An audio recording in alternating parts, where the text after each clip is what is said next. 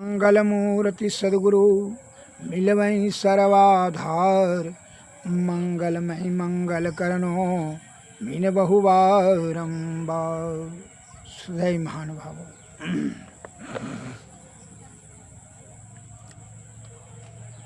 तत्सर्व व्यापकम चित्तम आकर्ष्येत एकत्र धारयेत नान्यानि चिंत यद भूयः सुस्मृता भवे मुखम अर्थात सब ओर से फैले हुए चित्त को खींच कर एक स्थान में अस्थिर करें। कहाँ पर? प्रणव बिंदु पर। और फिर अन्य अंगों का चिंतन न करता हुआ केवल ईश्वर प्राप्त ईश्वर का ही चिंतन करें। सभी ओर से जो फैला हुआ चित्त है, भगवान श्री कृष्ण गीता में बता रहे हैं कि सभी फैले हुए चित्त को खींचकर एक स्थिर करें, एक स्थान पर स्थिर करें। दोनों भवों के बीच में यह आधार चक्र, उसी पर स्थिर करें। और खींचकर जब स्थिर हो जाएगा फिर अन्य अंगों का चिंतन न करता हुआ केवल ईश्वर प्राप्ति करने का ही ध्यान करें, अर्थात गुरु के पद का नख का ही ध्यान करें, जिसके ऊपर जिनको श्रद्धा है। जिस पर जाकर सत्य स्नेहु ताकर मिलहु न कछु संदेहु। क्यों? संत वाणी में आया है, मोह नशा सब सोवन हारा देखहि स्वप्न अनेक प्रकारा। मोह के स्वप्न में सो करके नाना प्रकार का स्वप्न देखते हैं। मोह से आसक्ति हो जाती है। आसक्ति होने पर जो है काम उत्पन्न होता है, और काम में विघ्न पड़ने से क्रोध, और क्रोध से बुद्धि विभ्रम में चली जाती है, और बुद्धि जब विभ्रम से अधोगति है, जीवात्मा गिर जाता है, जिसके कारण से जन्म मरण के चक्कर में फंस करके नाना प्रकार का दुख को भोगता है यह जीवात्मा। अतः मोह नशा सब शोभनहारा देखहि स्वप्न अनेक प्रकार का स्वप्न देखता है, जबकि मौत भूल जाता है। मौत तो निश्चित है, और कामनी कंचन सुरा सुंदरी का चिंतन मनन करते हैं, और उसी को प्राप्ति करने के लिए सदैव ललायित रहता है, और उसी को बल बुद्धि आयु सब खर्च करता है तृष्णा की तृप्ति करने में, जिसके कारण से मोह से ही आसक्ति हो जाता है, और आसक्ति से जीवात्मा की दुर्गति निश्चित हो जाती है। इसलिए संत महात्मा लोग कहते हैं, जब तक तो अंधकार में रहोगे यम के फंदे में से नहीं छूट सकते हो। तम होता अंधकार, तब तम राज्य में रहना, यम राज्य में रहना है। अंधकार में रहने वाले को यमराज खींच कर ले जाएगा। तुम्हारी इच्छा नहीं भी रहेगी तब भी ले जाएगा। अविवेकी को संसार इतना सुहावना लगता है कि वह उसे छोड़ना नहीं चाहता है। कह दीजिएगा कि स्त्री को छोड़ दीजिए, पुत्र को छोड़, पुत्री को छोड़ दीजिए, धन को छोड़, कहेगा तुम्हारे कहने से छोड़ देंगे। और जब वो उसका श्वास अटक जाएगा, जब श्वास की गति रुकने लगेगा, जैसे सिकंदर का, जब तब उसको वास्तविक ज्ञान आया कि व्यर्थ में झूठे का ये इतना मार काट पछाड़ करके जीव हत्या करके महापाप जमा कर लिया, जिससे कि कोई अंत समय में कोई काम नहीं आया। तब उसको वास्तविक ज्ञान आया। उसी प्रकार मोह के कारण से अंधकार, ज्ञान रूपी अंधकार, और विवेकी को जो है संसार इतना सुहावना लगने लगता है कि उसे छोड़ना नहीं चाहता है, उससे विषय से आसक्ति हो जाती है संसार से। इसलिए उसको मरने के समय बड़ा भीषण कष्ट होता है। इस विषय की एक रोचक कथा सुन लीजिए। एक दिन नारद जी बैकुंठ गए। वहाँ देखा कि जो है बैकुंठ बहुत खाली पड़ा हुआ है। नारद जी ने भगवान से निवेदन करते हुए कहा, भगवान आप अकेले यहाँ बैठे, बैकुंठ खाली पड़ा है, क्या बात है? भगवान ने कहा, क्या करूँ, बैकुंठ कोई आना ही नहीं चाहता है। नारद जी ने कहा, भगवान आप कैसी बात कहते हैं? मृत्य लोक से यहाँ आने के लिए इतना लोग उत्सुक हैं कि बैकुंठ में सब लोगों को जगह नहीं मिल सकेगी। भगवान ने कहा नारद जी आप जाइए और मृत्यु लोक से जो लोगों को भेजिए, जितने लोग यहाँ आएंगे उन सब का मैं जगह दूंगा। नारद जी वहाँ से इस लोक में आए। कुछ बच्चे खेल रहे थे तो बच्चे सबको जो है 150 बच्चे कहा कि चलो तुमको लोगों को बैकुंठ ले जा रहे हैं। अरे वहाँ आनंद ही आनंद, परम आनंद है, ना भूख प्यास कुछ नहीं लगेगा, केवल आनंद ही आनंद मिलते रहेगा। बच्चों ने कहा आप पागल हुए हैं, अभी हम लोग को खाने खेलने का, कूदने का, पढ़ने लिखने का उम्र है कि हम लोगों को दुनिया देखे भी नहीं है, और अभी अब बैकुंठ जाकर क्या करेंगे। नारद जी ने मन में समझा कि बच्चे हैं, बैकुंठ की बात नहीं समझते हैं, इसलिए वहाँ से जाना नहीं चाहते हैं। कुछ दूर आगे बढ़ने पर उन्होंने देखा कि जो है नवयुवक की सभा लगी हुई है। नारद जी वहाँ गया और बोले भाइयों चलो बैकुंठ खाली पड़ा हुआ है। उन लोगों ने कहा बैकुंठ किस चिड़िया का नाम है बाबा जी, अभी हम लोगों को बैकुंठ जाने का नहीं है, दुनिया के आनंद लूटने, ऐश आराम मौज मस्ती करने का समय है। जाइए किसी बूढ़े को जा कर के कहिए कि बैकुंठ जाएगा, अभी जवानी में मरने की बात कर रहे हैं, आपको शर्म नहीं लगता है? यही सब बात करें सिखाने के लिए आए हैं आप लोगों को, आपको बूढ़ा होकर के यही सब जाकर बूढ़े छूढ़े को कहिए बैकुंठ तकुंठ जाएगा। हम लोग अभी शादी ब्याह करेंगे, बाल बच्चा जन्माएंगे, मकान दुकान सकान बनाएंगे, जो है अभी खाएंगे खेलेंगे मौज मस्ती करेंगे कि जो है ना, और अब मरने की बात करते हैं जीते जी। जाइए वहाँ से डांट करके भगा दिया। घूमते घूमते उन्होंने देखा कि एक बूढ़े व्यक्ति अपने दुकान पर ही बैठे हुए, उनके ललाट पर तिलक लगा हुआ है, हाथ में गौमुखी सुमरनी है और वे जप कर रहे हैं। नारद जी ने सोचा कि जरूर यह बैकुंठ जाने के लिए तैयार हो जाएंगे। नारद जी ने उनके पास जाकर कहा राम राम सेठ जी, राम राम। सेठ ने कहा बाबा आइए विराजिए। नारद जी वहाँ बैठ गए। सेठ जी ने पूछा कहिए बाबा किधर से आना हुआ, किधर चलना है। नारद जी ने कहा आप लोगों से ही भेंट करने आ गया, आपको देख कर करके बड़ी खुशी हुई, आप भगवान का नाम जपते हैं, बड़ा अच्छी बात है, काम बैकुंठ है, चलिए ना। जो है सेठ जी ने कहा हाँ हाँ मैं तो चलने के लिए ही वाला हूँ, बैकुंठ जाने के लिए तैयार ही हूँ, लेकिन देखिए ना अभी लड़का छोटा है, ज़रा काम धंधा संभालने लायक हो जाएगा तो फिर चलना है, आप कुछ दिनों के बाद आइएगा। कुछ दिनों के बाद लड़का जब सियाना हो गया तो काम धंधा भी लग गया, संभालने लगा। नारद जी आए, कहा सेठ जी बोलिए चलिए। सेठ जी ने कहा हाँ नारद जी बेटा की शादी कर देंगे, जो है ना, जो है तो पूरा है ना बहू का मुंह देख लेंगे फिर चलूँगा। कुछ दिनों के बाद बेटा की शादी भी हो गई, बेटी का भी शादी हो गई। बाद में बैकुंठ चलने के लिए कहा नारद जी ने। सेठ जी का ने उत्तर दिया नारद जी आपके आशीर्वाद से सब तो हो ही गया है, अब केवल एक लालसा बाकी रह गई है कि पोते पोती को मुंह देखना चाहते हैं, आपकी दुआ से वो भी पूरा हो जाएगा, फिर तो बैकुंठ के सिवा और कोई क्या है, कोई काम तो नहीं है। कुछ दिनों के बाद पोता भी हो गया, पोती भी हो गया। नारद जी आए, कहा कृपा करके आपको पोता पोती सब हो गया, चलिए आप। सेठ जी ने आवेश में आकर झुंझला कर कहा नारद जी इतने बड़ी दुनिया में आपको कोई नहीं मिला जो घूम घाम करके आते हैं, बार बार मेरे ही पास आते हैं और बैकुंठ चलिए जाना है। कुछ दिनों के बाद सेठ जी का शरीर छूट गया और अधोगति को प्राप्त हो गई। इसलिए संत कबीर साहब कहते हैं निधड़क बैठा नाम बिनु चेत न करे पुकार, अय्या तन जल का बुदबुदा बिनसत नहीं वार। इस अनित्य संसार में क्षणभंगुर शरीर को पाकर घमंडी नहीं बनो, भगवत भजन करो, इस शरीर का कोई ठिकाना नहीं है, कब भी नष्ट हो जाएगा। श्री सद्गुरु महाराज की जय।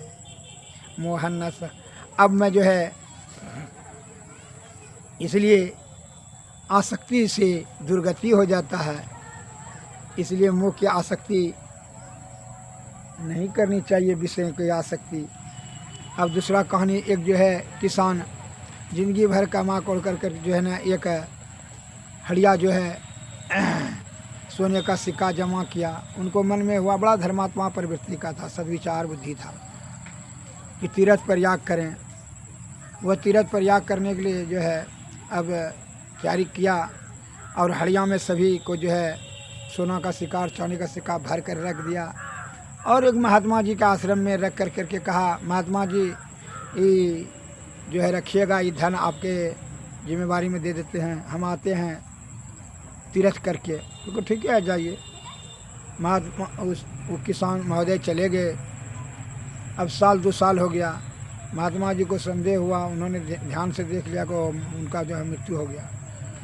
कहा घड़ा देखें क्या है। घड़ा में खोल के देखा तो सोने का सिक्का और चांदी का सिक्का भरा पड़ा था। इसे खोला, उसमें सांप था। सांप को छड़ी से निकाल कर बाहर फेंका, फिर सब पा करके सोने पर बैठ गया अपने घड़ा पर। तो महात्मा जी ने आँख बंद करके देखा कि वो किसान मृत्यु प्राप्त कर लिया। वो जो है धन की आसक्ति के कारण से सांप के जोनी में आकर के अपना धन सुरक्षा के लिए आया है। सांप को कहा महात्मा जी ने, सुनो किसान महोदय, हम जानते हैं तुम धन की आसक्ति के कारण से जो है तुम सांप के जोनी में चले आए हो। यह आसक्ति का त्याग करो और हमारा दर्शन करो, और हमारे पद का नख का ध्यान करते हुए उनको मंत्र दिया, ईश्वर का जाप करते हुए ध्यान करो और अपने इस शरीर को त्याग दो, तुमको फिर मनुष्य तन मिलेगा। क्या संत का दर्शन होने से परम लाभ मिलता है। हमारा दर्शन करो, इसका आसक्ति छोड़ दो। यह धन को सही कार्य में हम लगा देंगे। जो असमर्थ है, निस्सहाय है, दुर्बल है, कमज़ोर है, उसका इलाज करने में और निस्सहाय को सहायता करने में ही धन खर्च कर देंगे, जिससे कि तुम इसके धर्म से और हमारे दर्शन के धर्म से तुम्हारा जो है पुनः मनुष्य तन में आने का शुभ अवसर मिलेगा। तब जो है पूर्ण रूपेण से सद्गुरु के शरण में जा कर के जो है सुषुम्ना ध्यान और ना ध्यान विधि ईश्वर को प्राप्ति कर लेना। इतना कहते हुए पानी जब छिड़का उनके ऊपर, सांप के ऊपर, वो सांप मृत्यु प्राप्त कर लिए और फिर जो है मनुष्य जोनी में चले गए। महात्मा ने उसके धन को जो है सदकार्य में लगा दिए। श्री सद्गुरु महाराज की जय। इसलिए कहा जाता है कि मोह जो है यह दुर्गति अधोगति का कारण बन जाता है। कैसे मोह के कारण, धन के मोह के कारण से कैसे सांप के जोनी में चला गया। अतः मोह से आसक्ति, जैसे आसक्ति हो जाएगा तो जीवात्मा जो है प्राण त्याग करने के समय में विषय का ही चिंतन करेगा, विषय का ही ध्यान करेगा, विषय के तरफ जाने के लिए ही वो हमेशा ललायित रहेगा। उसका दुष्परिणाम यह होता है कि उसी जोनी में चला जाता है। इसलिए संत महात्मा लोग कहते हैं कि मोह का त्याग करके, अर्थात विषय का त्याग कर करके साधु की संगति और सत्संग भजन और सद्गुरु के चरणों की सेवा प्रेम और श्रद्धा से करने से आपको क्या होगा, तो जो है सद्गुरु की कृपा से युक्ति मिलेगा और युक्ति से भक्ति, भक्ति से तो मुक्ति मिलेगा। क्या विषय की आसक्ति के कारण से जीवात्मा तीनों पर्दों के नीचे आ गया है। अंधकार, प्रकाश और शब्द मंडल के नीचे, इसलिए ईश्वर का रास्ता, ईश्वर तक पहुंचने का रास्ता ही भूल गया। अतः सद्गुरु की कृपा से ही वह प्रकाश, उनके प्रकाश के सहारा से ही आप अंधकार, प्रकाश और ज्योति मंडल तीनों पर्दों के पार जा कर के आप अनहद शब्द प्राप्त करेंगे। अनहद शब्द में जो ध्वनि होती है, ध्वनि में जो ज्योति होती है, उस ज्योति में अनहद के शब्द होता है। शब्द में जो ध्वनि होती है, ध्वनि में जो ज्योति विराजती है, उसी ज्योति में मन, पाप, ताप और माया सब जल कर राख हो जाता है। तब जो है यह चित्त जो है चेतन जीव विषय की कुसंगति से छूट जाती है। तब उनको जो है जीव को, सुरत को आदि शब्द प्राप्त होता है और आदि शब्द जो धीरे धीरे वो निःशब्द में परिणत होकर के वह ब्रह्म में लय हो जाता है, मिल जाता है। अर्थात सभी दुखों से छुटकारा मिल जाता है। फिर जन्म मरण के चक्कर में फंसने की कोई आवश्यकता नहीं रह जाती है। श्री सद्गुरु महाराज की जय।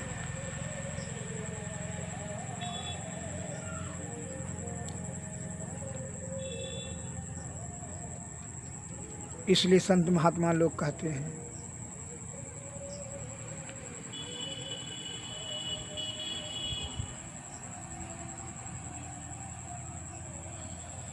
दुनिया भरम भूल बौराई, दुनिया भरम भूल बौराई। आत्म राम सकल घट भीतर जाके सुध न पाई,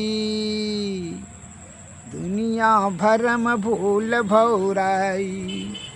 मथुरा काशी जाय द्वारिका, 68 तीरथ न हवे। सतगुरु बिन साधा शोधा नहीं कोई, फिर गोता खावे। चेतन सुरत चेतन मूरत, जड़ को सेवे बड़ा धूल मत गेला। देह आचार किया कहोई, भीतर है मन मैला। आत्म राम सकल घट भीतर जाके सुध न पाई। जप तप संयम कायो कसनी, सांख्य योग व्रत दाना। याते नहीं ब्रह्म से मेला, गुण हर कर्म बांधना। वक्ता हुए कथा सुनावे, श्रोता सुन सुन घर जावे। ज्ञान ध्यान की समझ न कोई, कह सुन जन्म गंवावे। जन दरिया यह बड़ायन देव चंबा, कहे न समझे कोई। भेड़ पूछ गही सागर लांघे, निश्चय डूबे सोई। दुनिया भरम फूल बौराई, आत्म राम सकल घट भीतर जाके सुध न पाई। हे भाई, ईश्वर की कृपा से ही उस परब्रह्म की प्राप्ति जीवात्मा को संभव है। क्योंकि इसलिए विषय बड़ा बलवती होता है। विषय का त्याग बिना सदगुरु की कृपा से ब्रह्म का तत्व का दर्शन सहज अवस्था अत्यंत दुर्लभ है। इसलिए सदगुरु के शरण में जा कर के ही आप जो है ब्रह्म तत्व का दर्शन प्राप्त करने में सामर्थ्यवान हो जाएंगे।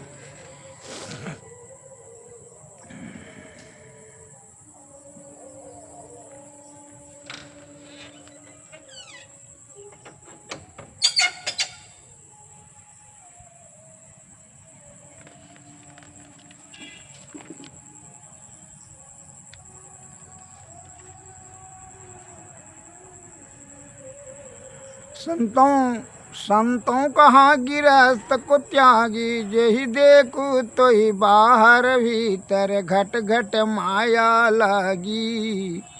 माटी के भीत पवन का खम थम भागुन यो गुण से छाया। 5 तत्व आकर मिलाकर सहजे गिरह बनाया। मन भयो पिता मनसा वही माता, दुख सुख दोनों भाई। आशा तृष्णा बहने मिलकर गृह सो बनाई। मोह भयो पुरुष को दिवई धरनी, 5 लड़का जाया। प्रकृति अनंत कुटुंबी मिलकर कलहल बहुत मचाया। लड़कों के संग लड़की जाई, ताका नाम अधीरी। वन में बैठी घर घर डोले, स्वार्थ संग खपीरी। पाप पुण्य दौ पार पड़ोसी, अनंत वासना नाते। राग द्वेष का बंधन लागा, गृह बना उत्पाती। कोई गृह माही गिरह में बैठा, वैरागी वनवास। जब दरिया जन दरिया, इक राम भजन बिन घट घट में घर वासा। श्री सदगुरु महाराज।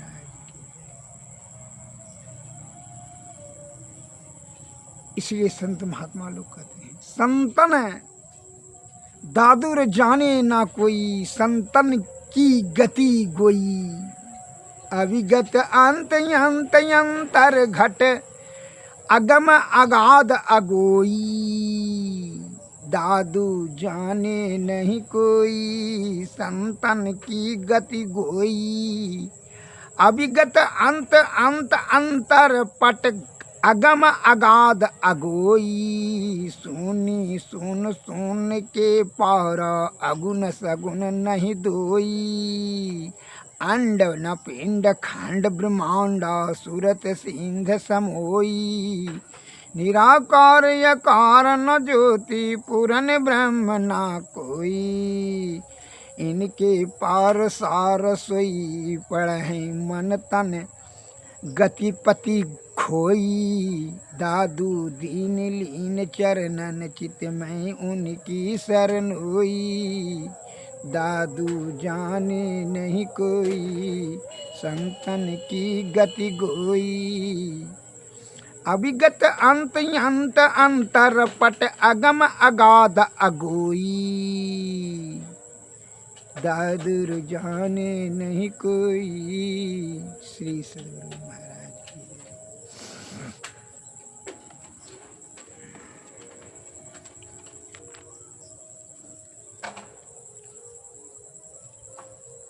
आरती तन मंदिर में कीजिए, सृष्टि जुगल कर सन मुख दीजिए। चमकई बिंदु सूक्ष्म यति उजल, ब्रह्म ज्योति अनुपम लख लीजिए। जगमग जगमग रूप ब्रह्मंडा, निरखी निरखी ज्योति तज दीजिए। शब्द सूरत या व्यास सरल तर, करी करी सार सवाद गही लीजिए। ऐसी जुगति कया गढ़ त्यागी, भव भ्रम भेद सकल मल छीजे। भवखंडन रति यह निर्मल, करिमहि अमृत रस पीजिए। आरती तन मंदिर में कीजिए, दृष्टि जुगल कर सन्मुख दीजिए। श्री सद्गुरु महाराज की जय। श्री सद्गुरु महाराज की जय।